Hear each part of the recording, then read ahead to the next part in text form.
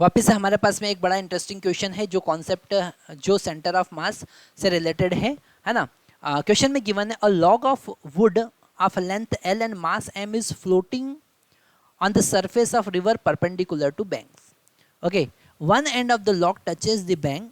A man of mass small m is standing at the other end and walk toward the bank. Calculate the displacement of log when he reaches to the nearer end of the log. Okay, तो यहाँ पर ये पूरा जो concept है वो ये concept है कि अगर एक्सटर्नल फोर्स ज़ीरो है, क्योंकि अगर यहाँ पर ये मान लेते हैं रिवर का एंड है, this is the bank of river, okay this is the bank of river, और वो लॉग जो है वो ऐसा एल लेंथ का यहाँ पर एक एंड उसका टच कर रहा है और एक पर्सन यहाँ पर खड़ा हुआ है, ठीक है।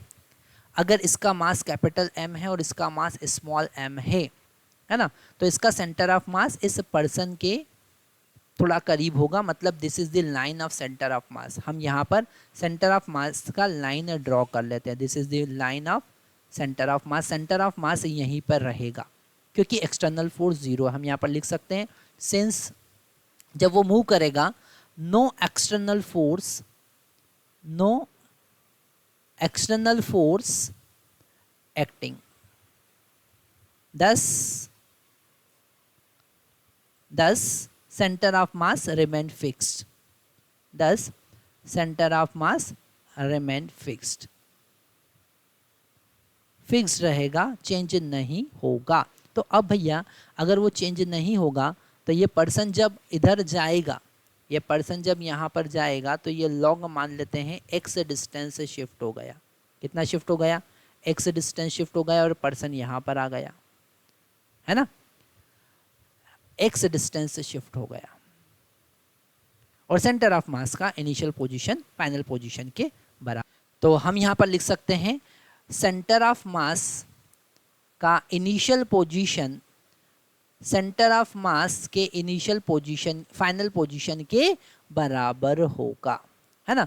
अब अगर हम फर्स्ट केस में देखें, तो यहाँ पर जो ब्लॉक है ना, जो लॉग है वो उसका मास है कैपिटल एम और उसके सेंटर ऑफ मास का पोजीशन L/2 पर था। इनिशियल कहाँ पे था? L/2 पर था। यहाँ पर उसका सेंटर ऑफ मास होगा और डिस्टेंस उसके मिड पॉइंट पे होगा कि नहीं होगा? L/2 पे होगा कि नहीं होगा? होगा, है ना। तो ये है m1x1 प्लस m2x2।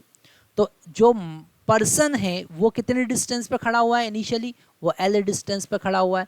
तो m1x1 प्लस m2x2, तो x2 का वैल्यू कितना है? L, क्योंकि यहाँ से इसको हमने x इक्वल टू 0 कंसिडर किया है, तो ये x इक्वल टू कहाँ पर खड़ा होगा? L पर खड़ा होगा।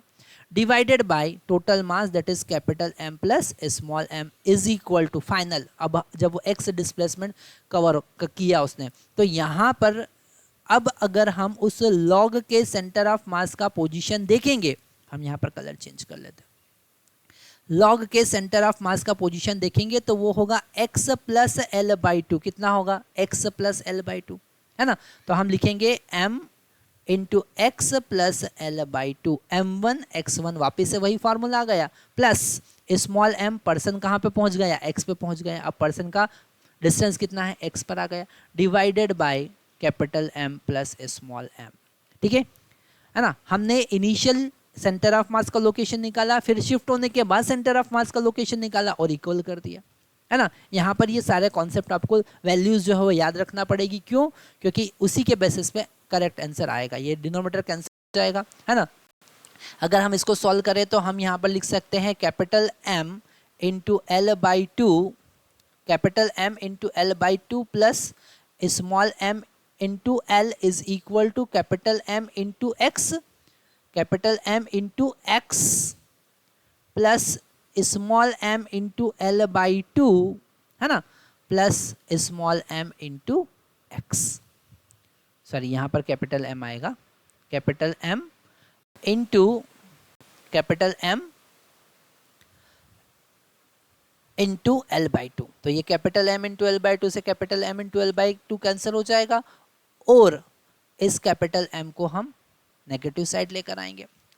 हमको x का वैल्यू फाइंड करना है ना, तो यहाँ पर x कॉमन ले लेंगे, तो small m into L capital M plus small m into x, तो x का वैल्यू कितना हो जाएगा small m into L divided by capital M plus m। तो ये हमारा आंसर आया। Okay, thank you very much.